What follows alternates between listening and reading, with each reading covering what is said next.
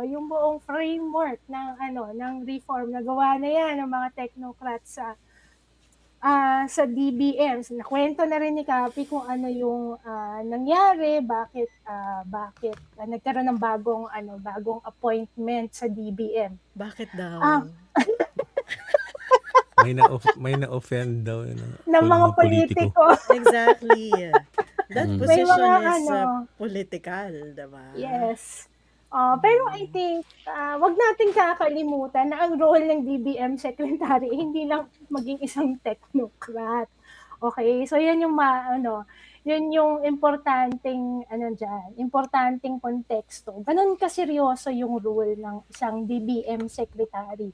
So kung kailangan balansehin ni DBM Secretary kasi yung technocracia na bahagi ng trabaho ng DBM. Kasi whether we like it or not, talagang pinangungunahan talaga ng DBM yung technocracy ng actually kahit anong gobyerno yun naman talaga yung realidad dun.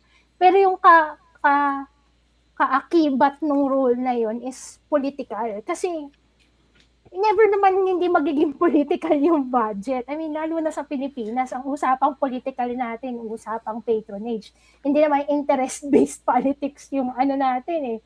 Wala naman tayong political parties na kung meron, edi sana mas madali yung pakikipag-usap ng DBM Secretary. At yung role kasi ng DBM Secretary, hindi lang siya alter ego ng presidente pagdating dun sa pagmamanage ng pera. Yung political management, para yung pera mapunta sa tamang pupuntahan, yun yung role ng DBM Secretary. Yan din ang humaharap sa mga nangihingi. Sa mga congressman. Sa mga congressman, diba? Kaya imposibleng ang mga DBM Secretary walang alam tungkol sa pork barrel, ayuda, insertion, flood control. Correct. Ayun na, diniretso na. Sinabi ko na lang kanina, tough choices. Na-feel nyo na yung presence. Yun yung tough choices. So, what I'm trying to say is, kaya ba niyang harapin yung pressure na yun? Diba? Kasi paano kaya ba niyang sabihin kay Mr. President, na Mr. President, pag ginawa mo yan, mababankrupt ang gobyerno. Ganito nakalaki yung utang mo. Yan ba talaga gusto mong pagkagastusan? Ganon. Oo, yes. Ini-interpret yung sinasabi mo di ba? Meron po akong translator. Ito po yung Balahura translation ng sinasabi ni Zai. So dapat nandito ka kanina nung ako yung nagsasalita kasi walang makuha si Prof. Dan eh. Panay diplomatist daw eh. Ayun, so kaya ba niyang harapin yung mga mag-e-election na next year, October, filing na ng candidacy. Kung yan na ang political climate and yung nangyayari pa ngayon na realidad natin sa dynamics ng Senado, syempre magkakaroon pa ng impeachment, hindi pa pwedeng insulated yung budget doon. Trabaho niyang i-insulate. Ang tanong, kaya ba niya yun? Diba? Because, kung hindi, then the reforms won't stand a chance. That's the only way any reform can stand a chance of being implemented. Kung kaya ng DBM Secretary salagin yung pang-pressure ng Kongreso. Kasi kung hindi yun kayang salagin ng DBM Secretary, sayang yung PFM roadmap. Oo, magagawa naman yung mga ibang bagay doon. The less political ones, magagawa yun. But the kind of reform that, as GC and Cathy were saying kanina, trust, building confidence, para naman may chance rin yung ekonomiya natin, yun yung mahirap that's yan yung hindi natin mahirap sabihin because honestly even seasoned technocrats had a hard time doing it. I mean, let's be honest, kahit nga si Secretary Jokno, pakatagal na nun sa DBM di ba? Ano nangyari? Pinatalsik din siya ng Congress mismo. Dahil ba may na-discover? Sorry. Ungkatan. Welcome kay Prof. Shelo.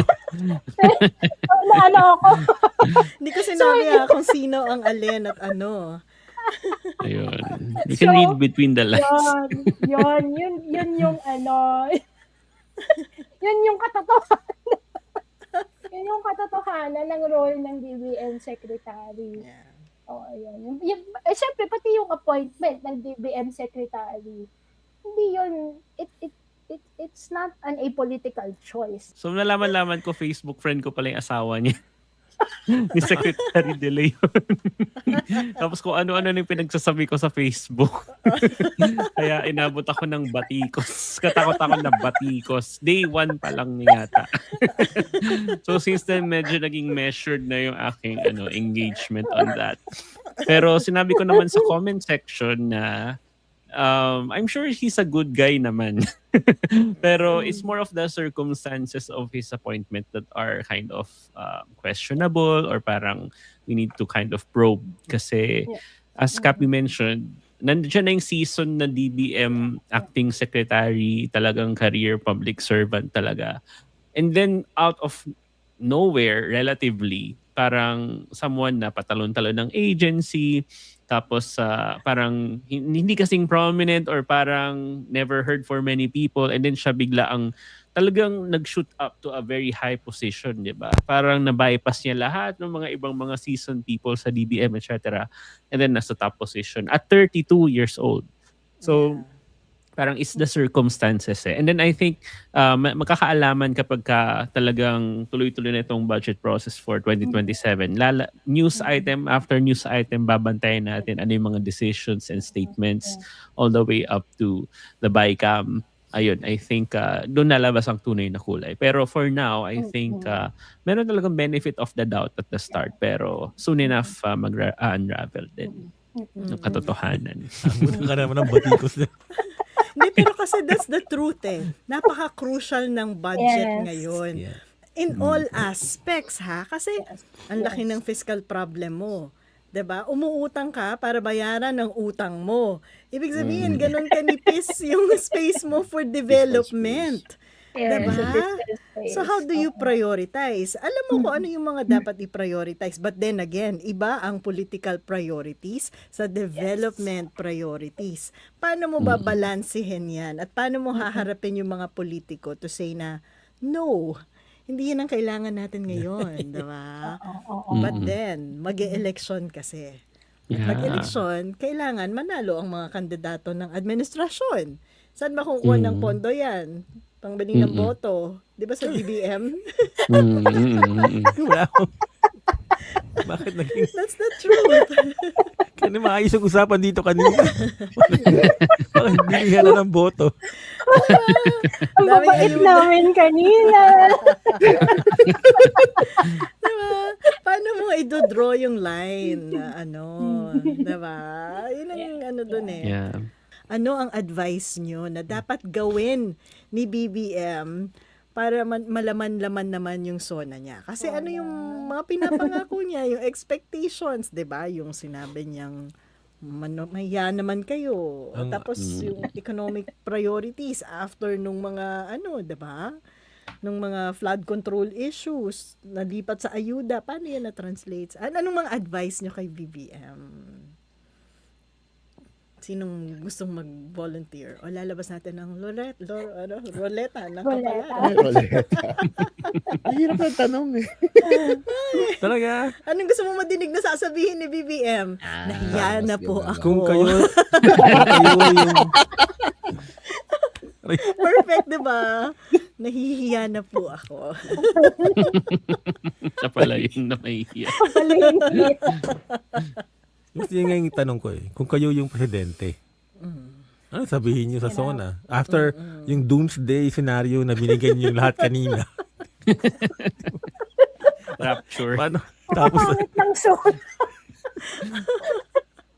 Hindi kasi usually pag SONA, I mean, they will try to kind of cover their bases in the sense na I predict na isisisi nila sa US-Iran war, sa mga external factors na outside of their control.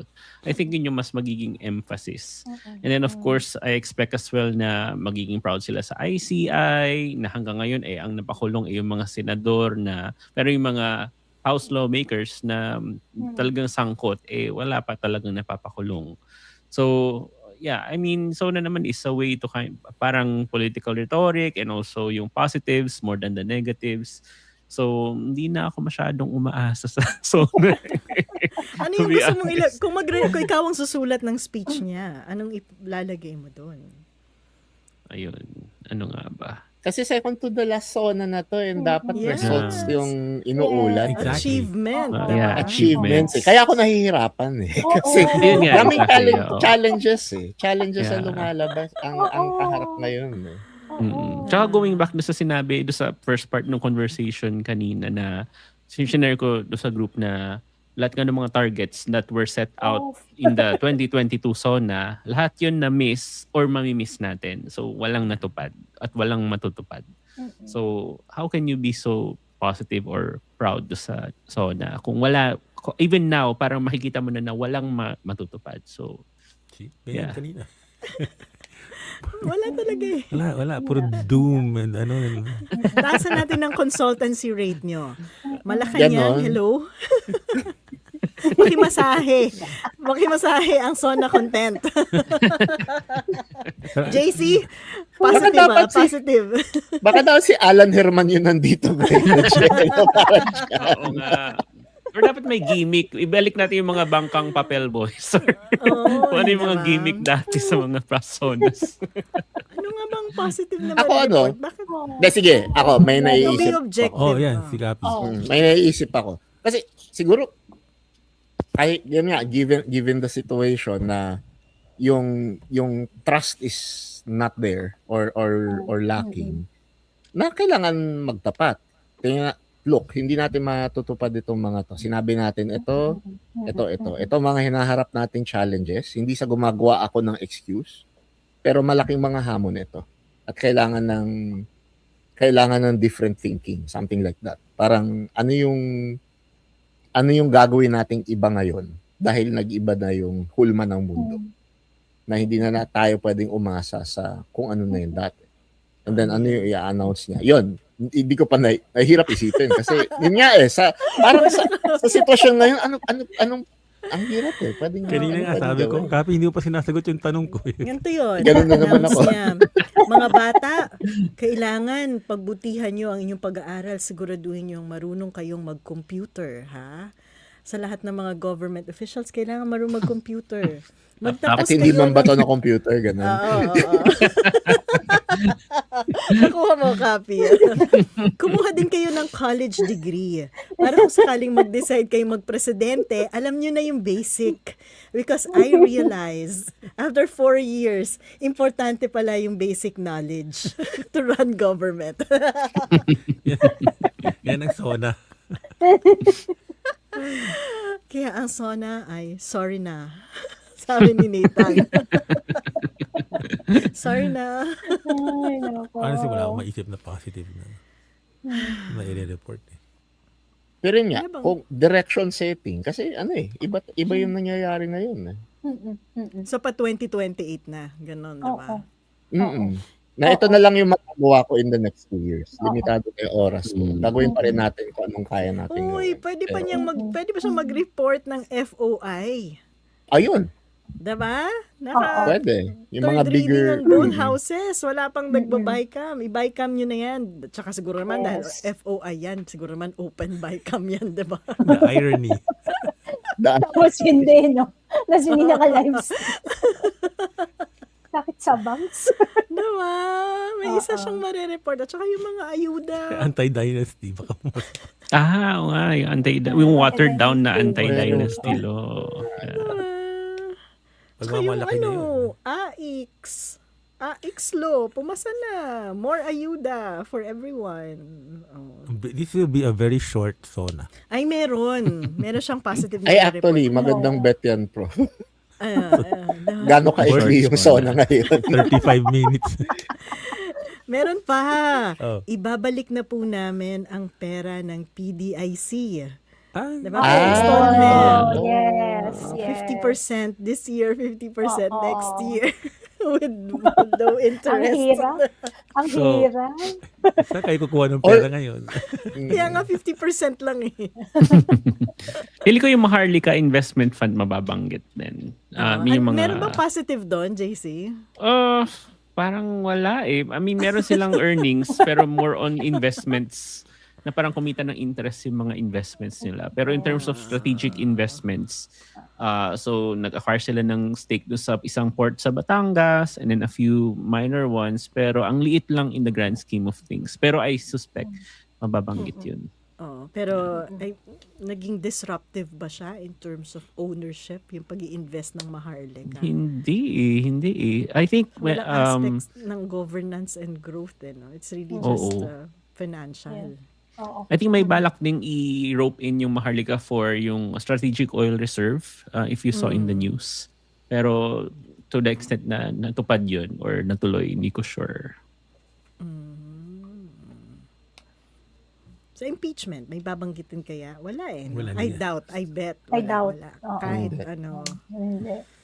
More Kahit call to the Senate lang to. hindi Ano. gagawin. Hindi. Diba? Oo nga.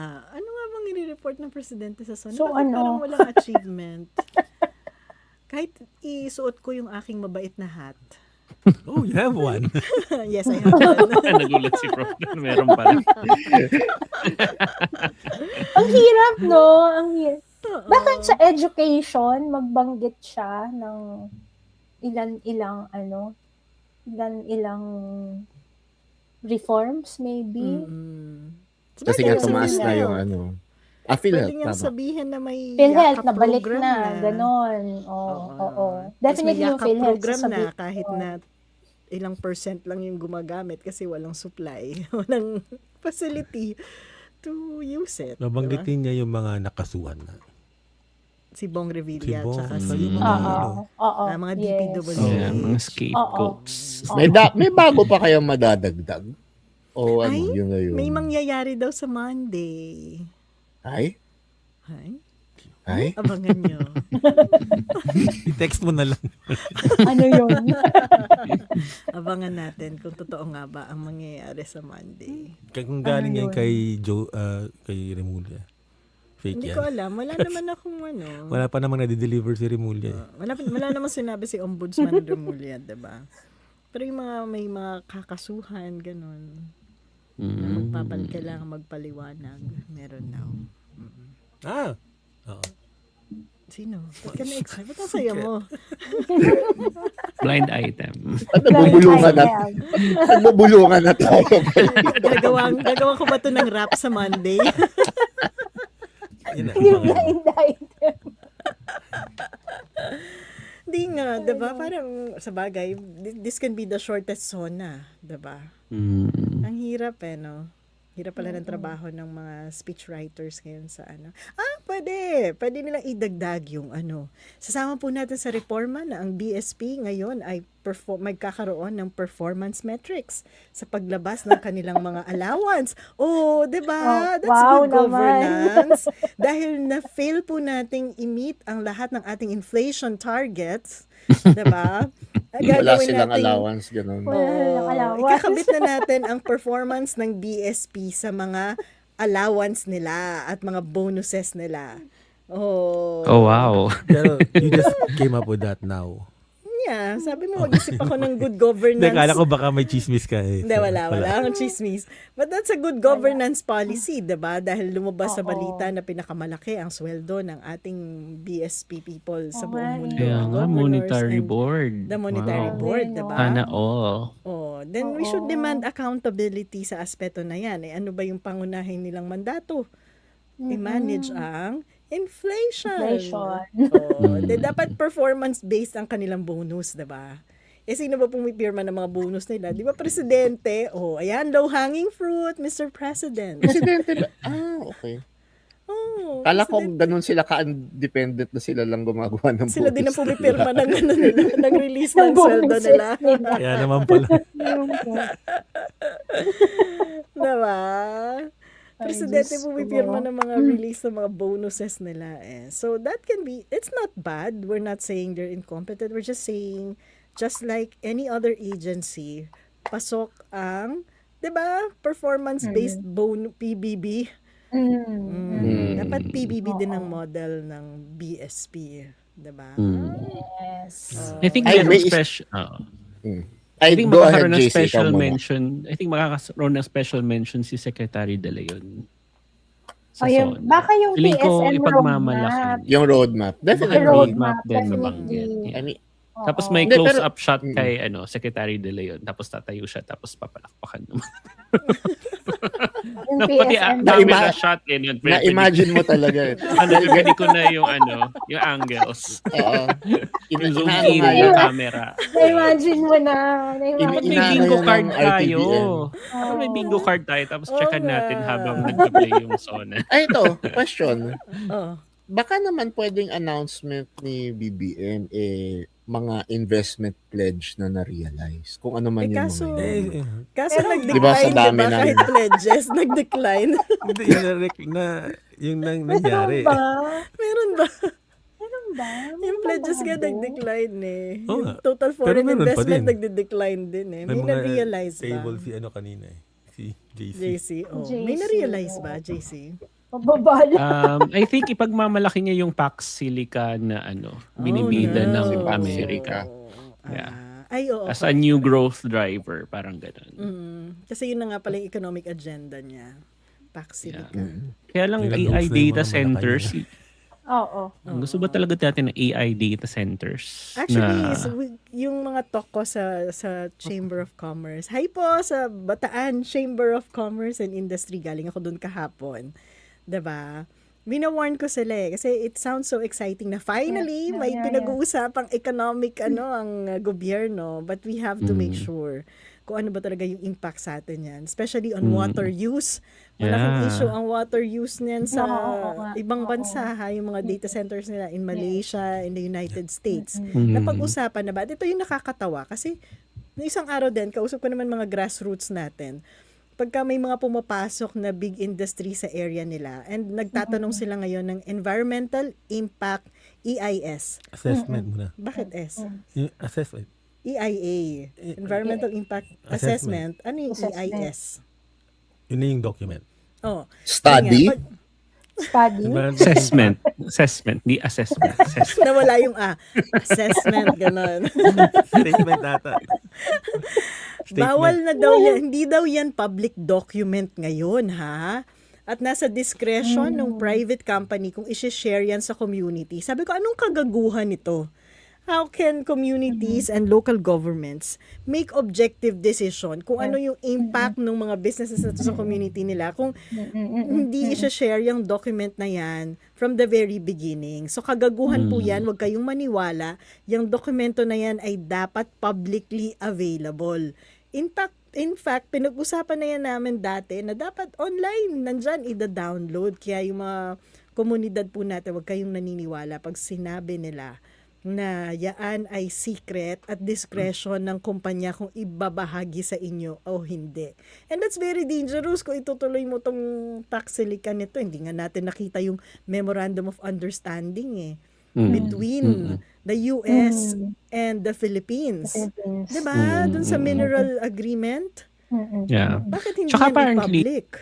Ito palang mga AI data centers, maingay pala sila na facilities. As in, grabe yung noise pollution. So may noise So pollution kung ba? ang daming sa Luzon Economic Corridor, maglagay ka ng sandamakmak na maiingay at water intensive na mga AI data centers. Oo. Ang laking impact na sa communities, diba? At saka it's not like wala tayong problema sa tubig. Oo. Problema na nga ng mga LGUs natin ngayon ang paano magtatayo ng mga desalination plants. Diba? Amid super El Nino pa this year. Yes. Correct. Oo. So, wag masyadong ma-excite sa mga bagay-bagay. Pero tama, I agree. Mag-a-appear yan sa SONA. Yeah. Diba?